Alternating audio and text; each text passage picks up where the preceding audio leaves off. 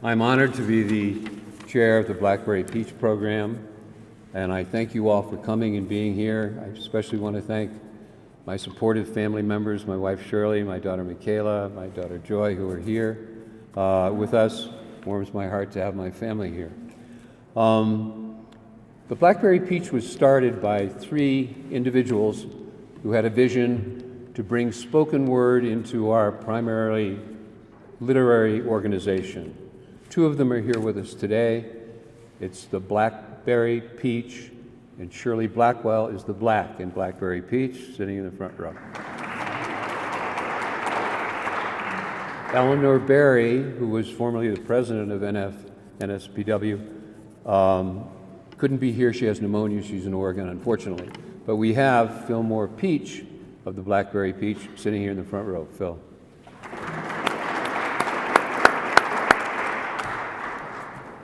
This is the 3rd year of our competition, and the 2019 contest had 44 submissions that met all of the guidelines.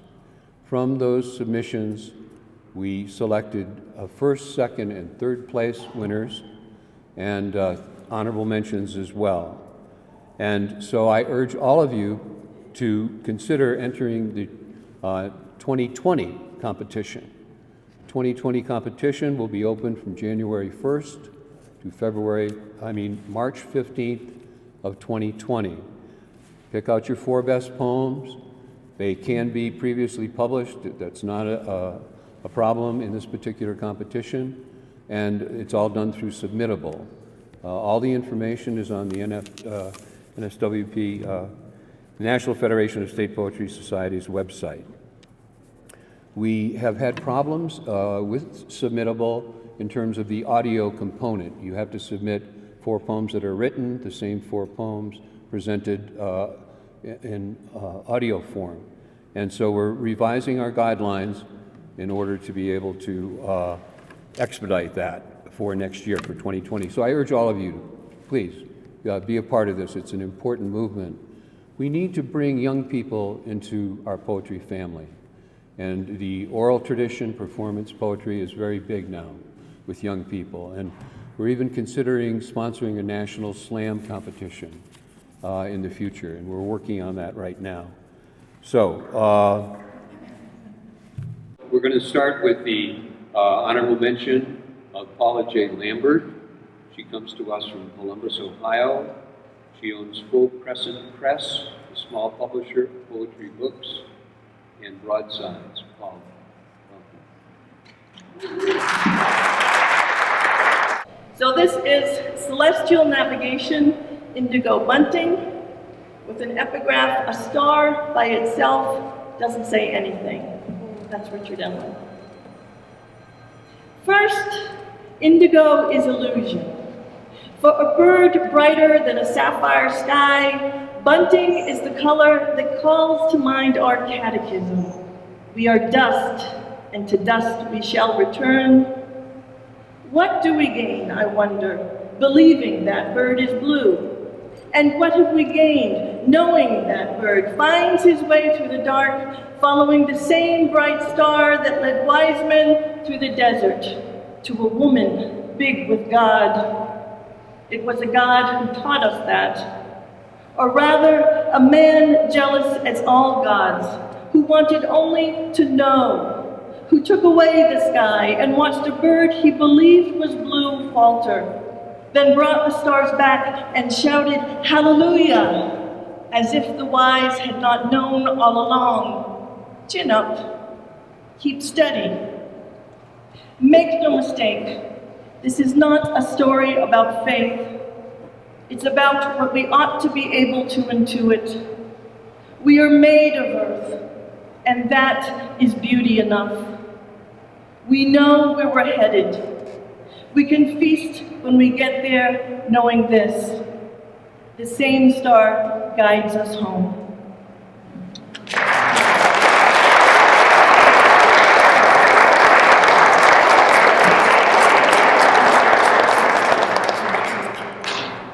Our next performer for honorable mention, Shauna Boma.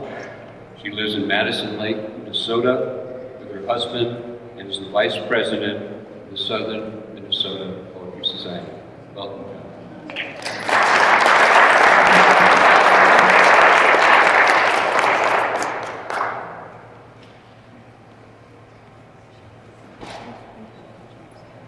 Mankind's relationship with coffee began, it is said, 1,000 years ago in Ethiopia, when a goat herd watched his goats go mad after eating some red berries. From there, the discovery spread to the Middle East, where holy men tried to ban the popular drink, until both the Sultan and the Pope declared it holy. A thief launched South America's coffee industry by stealing a single slip from the court of Louis XIV and carrying it across the ocean. How do you take it? Black as the devil, hot as hell, pure as an angel, sweet as love. Charles Talleyrand. How did such bliss come to carafe or cup, pot or demitasse? The hand thrills to the warmth within the grasp, the eye marks the oak, elusive dark, and tongue welcomes blessed bitterness. It comes to soothe the morning glare, companion of the later hours, the fragrant warmth of evening. Give thanks to Kaffa goat herd or noble sheikh whose goats danced giddy by the bush, to the Sultan and the Pope who doubters dashing blessed the beatific cup, to the thief who dared defraud a king whose fragile slip an empire soon began. To them we owe our morning draft, our cup of joe, our muddy water. To them we turn for our stay up late, our dark and strong, our picker upper. Oh, do not fear the barista's haughty eye. Corretto, Freddo, Lungo, Ristretto, harmless, skinny, dry, on a leash, however you take it, your dose of caffeine. Praise the giddy goats, the red berries, the green leaf.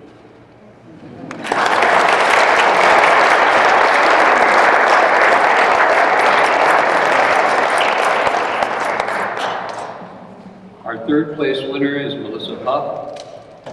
She's both a poet and an artist. She feeds her poetry from many sources, including the power and mystery of the natural world. Melissa.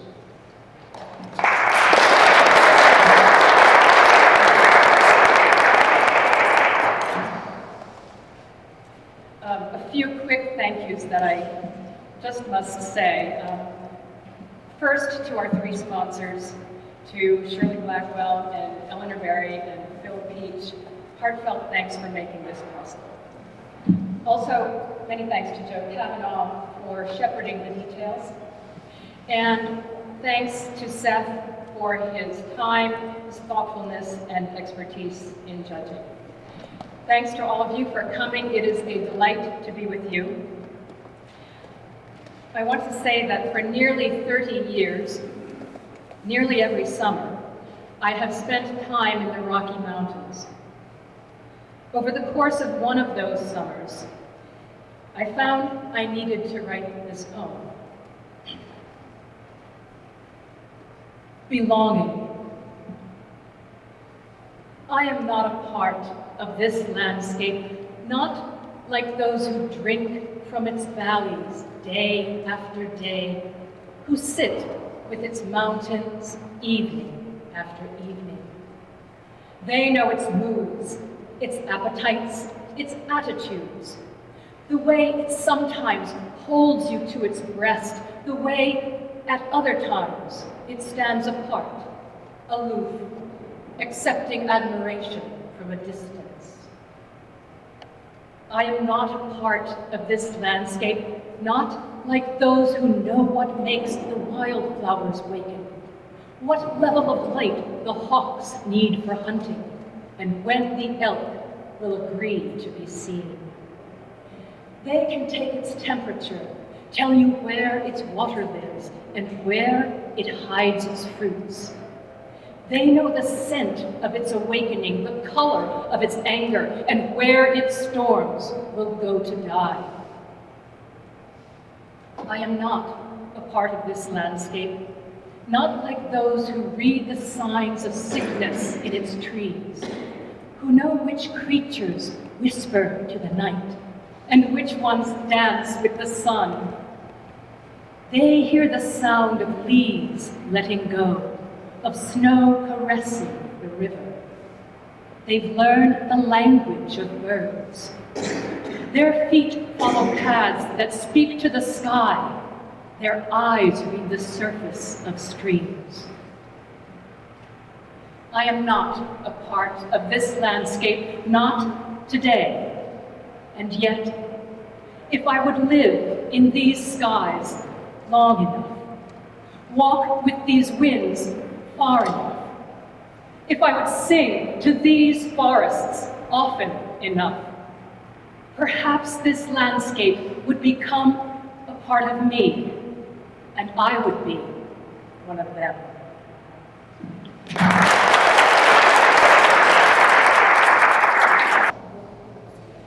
Our number 2 winner, Ray Jimenez from Orlando, Florida, who is a visual artist as well as a great poet and slam poet, couldn't be here with us today, so he sent us this video. The thing about being half dolphin, half shark is that aquariums love you. Want to put you on display, point out your parts as if your parents were a car wreck. Twisted metal fragments folded together, parsing which pieces of you came from where, using the words dominant traits and recessive genes like their designer clothing. Meanwhile, zoologists try to resolve you a broken Rubik's Cube, because no scientist suffers an aberration, drawing categories like fish hooks to hang you on. The thing about being half dolphin, half shark is they don't know which tank to put you in. Sharks keep counting your teeth as though you will make sense once the numbers add up. Dolphins listen to your gills and wonder, why is your nose so flat? They'll try to speak to you in clicks and whistles that only sound like clicks and whistles to you. They will secretly make fun of the size of your blowhole. Sharks will question if you even like chum or if that's too much blood for your mouth to handle. You have to prove your evolution with every bite. Try not to play so nicely with humans because it looks bad. The sharks, though, will think there's too much dolphin in you. The dolphins, they'll think there's too much shark in you. Can't get past the smoke in your eyes, how you chew too loudly. The thing about being half dolphin, half shark is you learn how to be alienated from both classes. How not to belong to anything because you were born not to belong to anything. You try to remember that your parents birthed you out of love, not permission. Try to remember that unlabeled does not mean unnatural, that labels are zoologist concerns, not yours. But the thing about being half dolphin, half shark is that humans only like you behind glass. You see, people can't handle contradictions. When they see fangs, they need walls to keep you in. List you as threatening, not satisfied unless you're performing. Willing to feed you so long as you stay blunted jaw and raised flipper, but still you become the nightmare they want to be rid of. Fins swimming down Main Street without asking permission. They start imagining their neighborhoods as steel cages, submerged you circling to make meals of them. They think they'd make good meals. Don't know they smell of spoiled catfish. Don't know you long for salt water, for ocean floors fathoms for their incessant splashing. But the thing about being half dolphin, half shark is that people see what they want to, forget what they want to. Will make you the main course if it feeds them. Will make you the star attraction if it pleases them. But no matter how they tax you, you must remember you're not really half anything. You are whole everything. You are the stuff of legends, the myths they tell, because that's what humans do when they don't understand something. You become Kraken, Scylla, Charybdis. You become Bigfoot, blurring out assumptions, become Phoenix rising from the ashes of their disbelief. You must remember that legacy is a wake you leave, and not the grumblings of bipeds who never ventured beyond the shallows of their own gene pool. Bipeds who scream and shout and march and burn, but never use their voices to echolocate the truth in the dark. But the most important thing about being half dolphin, half shark is that you decide what that means. If you don't, someone will do it for you. Label you a freak, mistake, a traitor, or a fake. They will shove you in the smallest container they can find, smile and wave as you thrash against the sides, deny that your very inheritance is the ocean, that the sea runs through your veins, but it does, but it is. You are a colossus of road standing between continents. You are a bridge in a world filled with walls. You are a miracle. You are enough. So don't ever let anyone tell you different.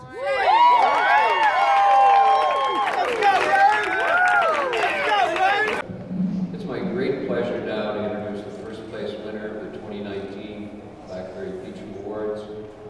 She's a member of the Tomoka Poets and the Florida State Poets Association. She's a well-loved person who's dedicated a lot of her life, her emotion, and her goodness to poetry. Her name is B.J. Algood, and she's the first place winner of our prize this year, the 2019 Blackberry Peach.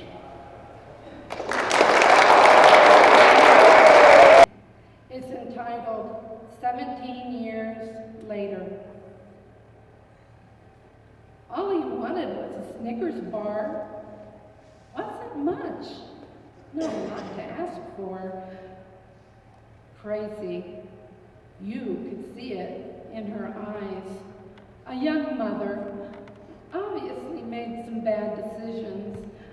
The thin second-hand clothes spoke of a young lifetime of no money, but the lank, greasy hair and wild eyes They sang of a silence.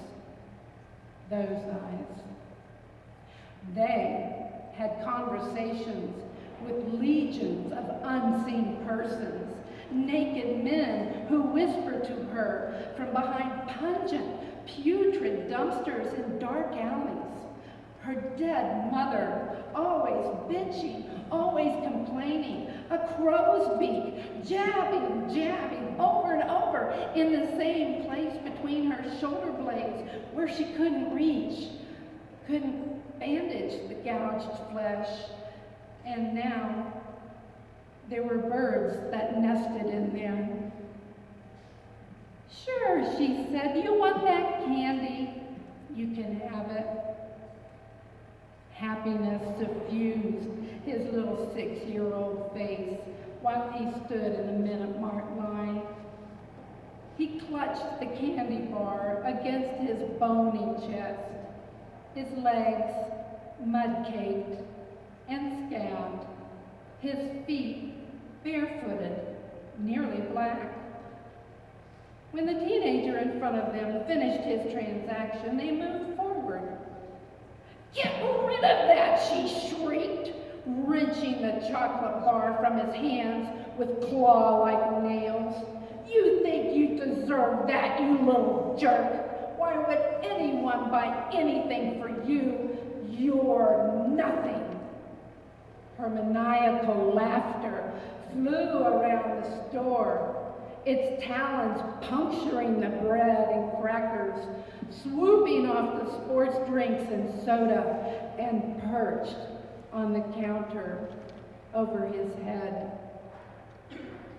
He looked up with 6 years of confusion and 80 years of despair, an empty, cavernous soul. She'd set him up for the fall, and the anticipation of the execution made it all the more gleeful, the most fun she'd had in 20 minutes. And I wonder, 17 years later, what prison he's in now.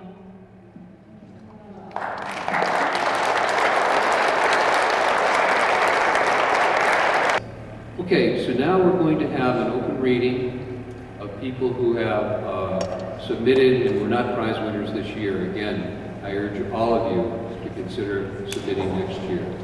But before we begin with that, we're going to ask Seth to come up and give us a poem of this. This is titled Ode to Great Ghosts.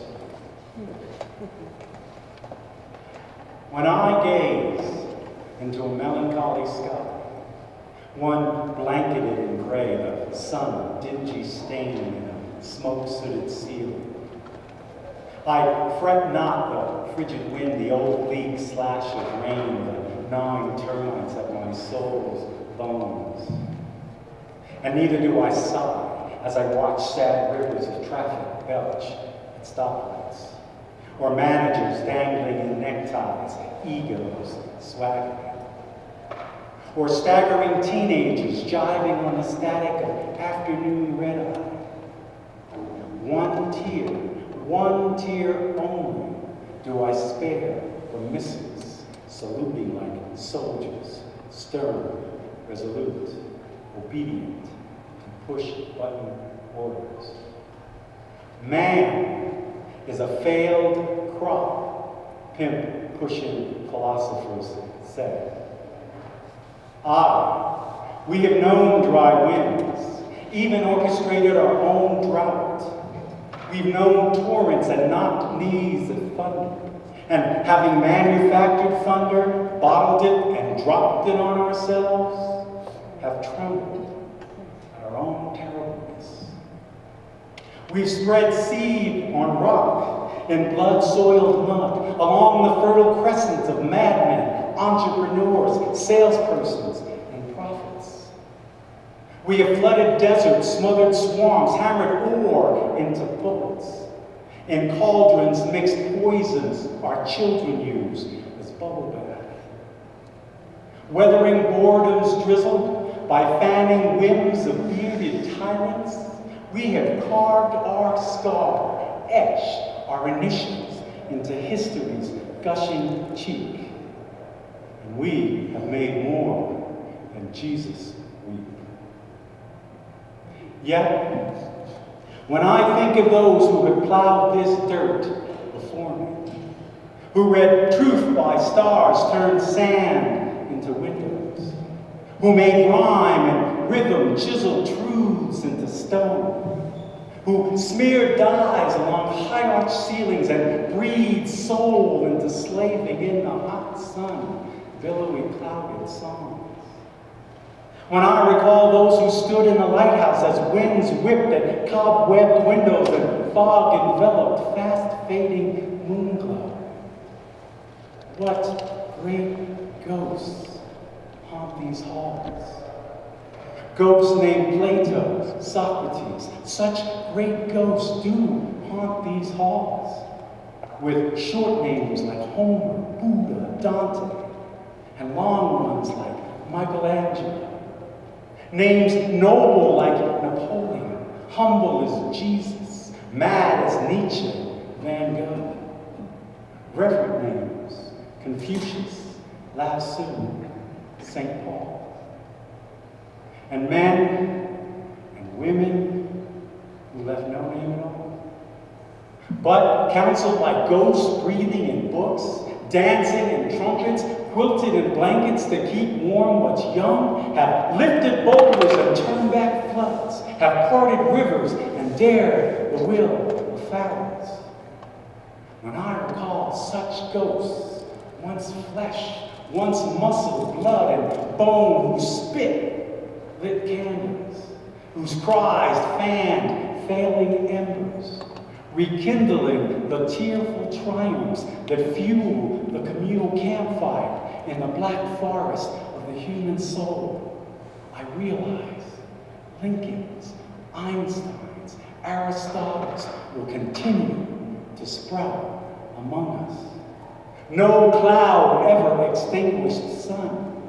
Truth shall forever rise from the ashes of fallen angels, and earthquakes shall forever scatter empires mortgaged on hate, greed, and lies. So let the thunderclouds cackle, let the mortars grumble, let the rain rain red. Any second, a deranged Uzi might mow me down on a shopping mall sidewalk. Another brain-splattered blade of grass laid senselessly dead. Still, grateful, I tumble this raging, psychotic sea, boasted by those ghosts who once plowed this ocean before me. Okay, now we're going to call up someone who's familiar to most of you, one of our favorite poets, Nathan Brown.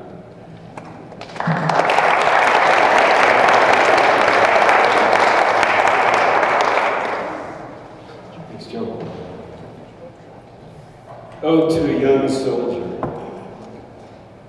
You left home so full of fear and yet a vague sense of invincibility. But now, years later, what you saw there, what you came to know but not understand, possesses you in a way they could not have prepared you for. And though they pay for your education, you're not learning what you need to become whole again. But we are here, and we appreciate what you did for us. What you've endured that you can't yet talk to us about. And when you wake at 3 a.m. confused about the enemy, we are on your side. We want to help with this, the tougher war. The one they may not have warned you about. The one you did not see coming. Juliana Shaven is next.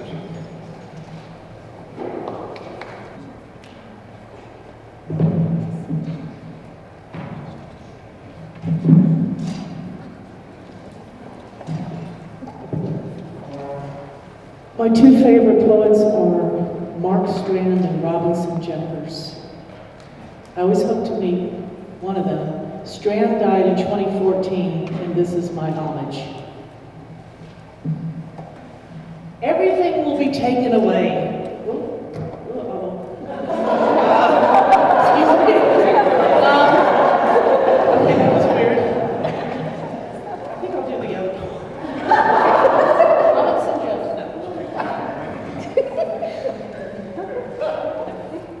Mark Strand, 1934 to 2014.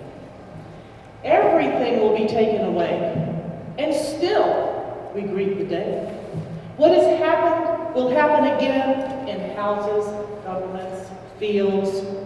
The small room that is one sanctuary has no heartbeat but what one impales it with, over, over.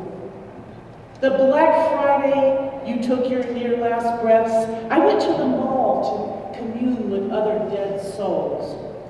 Some storefronts of glass, dark mirror dystopias, but I could not hate them, nor the thriving. Perhaps a child was battered by brain chemistry, a birth defect, a sclerosis, the wrist of a sick child, chained to the bagging of balls. So let us bow our heads and buy.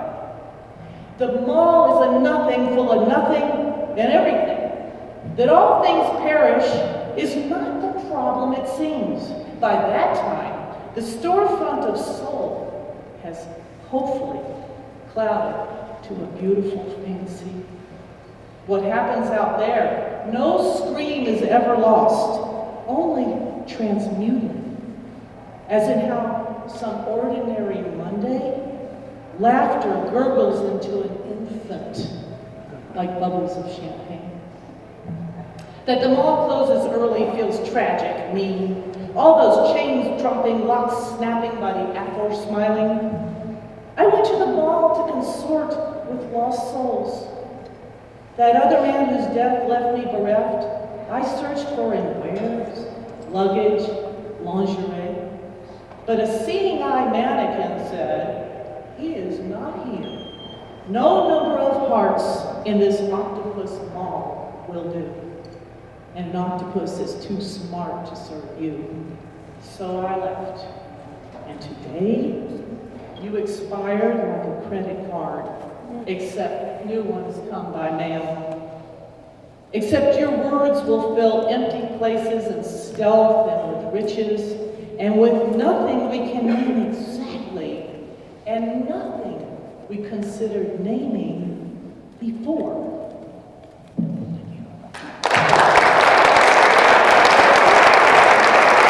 We've got Steve Sanders next. Is just too delicious.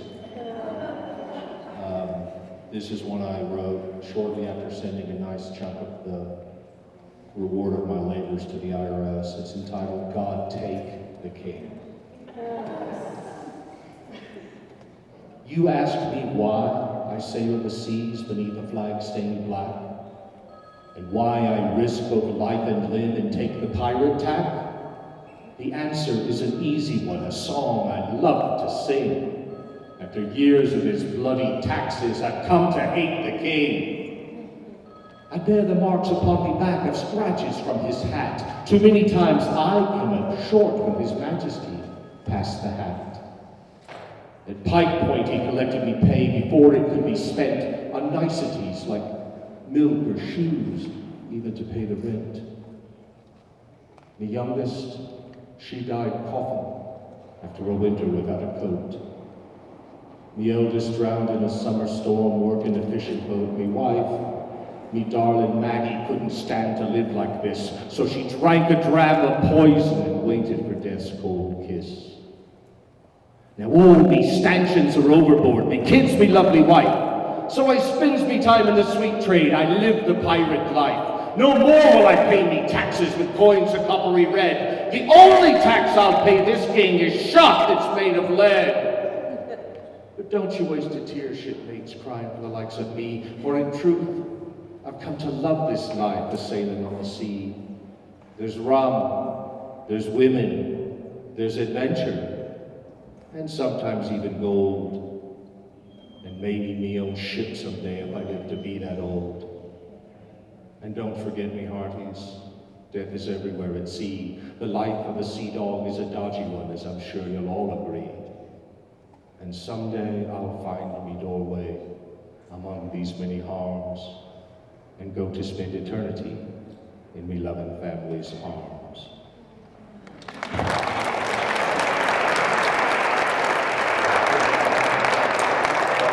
Our final Blackberry Peach participant this year is Amy Irish. Welcome. Listen, we poets know the stars. Outside in the vast, vaulted cathedral ceiling of the Santa Fe sky, it's easy for us to stare into the dark and flickering dome, become lost in the beautiful swirling forces of cosmic creation and destruction, because we know we belong there. But listen, for some it's no angelic host whirling on the head of a pin, no grand dance of the personally infinite. For some, stars are a reminder of cold insignificance that robs all heat from their bodies and sends them back to the gray light of their small homes ungrounded. Listen, this is important. The unloved among us run around collecting star charts, checking planetary alignments, forming task force groups heady with purpose and premonition, all to hold back the deadly certainty that they are a meaningless cluster of particles, just collected together for a short time, that they are a darkness compared to the radiance of starshine, that they are powerless against those constellations working their way across the paper that charts the path of the stars. Listen, they need us. The broken and forgotten, the different and denied, they need you. They need you to tell them how to reach up and feel those stars shifting like diamond dust between their fingers. They need you to show them how to catch the flickering ember of the sun and hold it in their palm as it burns.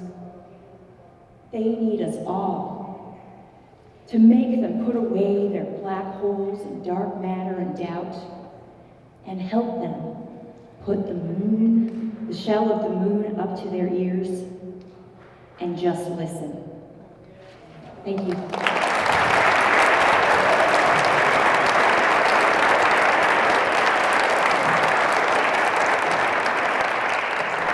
So again, I want to thank all of you and urge you, please, in 2020, January 1st, pick your 4 best poems and submit them to the Blackberry Peach for next year.